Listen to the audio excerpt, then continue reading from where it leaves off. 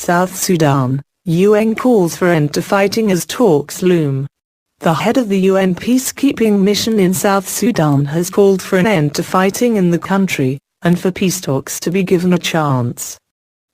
The humanitarian situation was worsening. At least 1,000 people have died since fighting erupted last month between supporters of President Salva Kiir and those of his sacked deputy Riek Machar. Both sides have sent delegations to talks in Ethiopia, but so far the rebels have not agreed to end hostilities.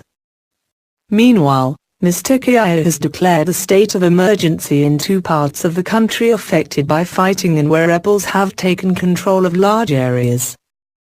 Heavy fighting is reportedly taking place in the key town of Bor.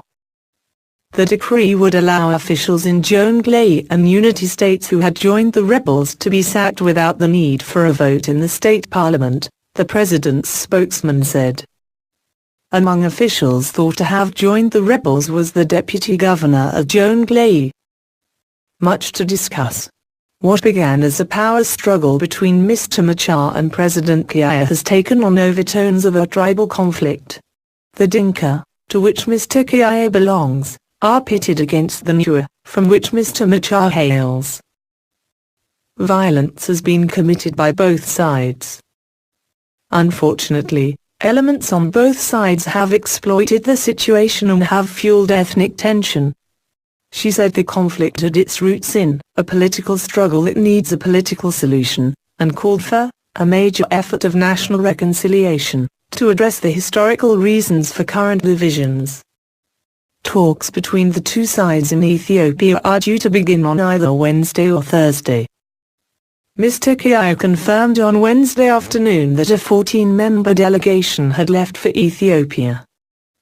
Observers say the discussions are likely to be complicated, as the two sides will have to agree on a mechanism to monitor a ceasefire.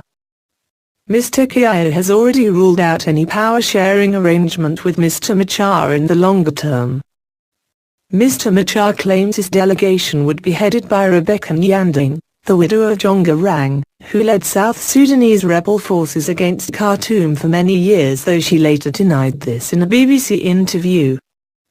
As a Dinka, Ms. Nyanding would help Mr. Machar challenge the allegation that his rebellion is primarily from his newer ethnic group.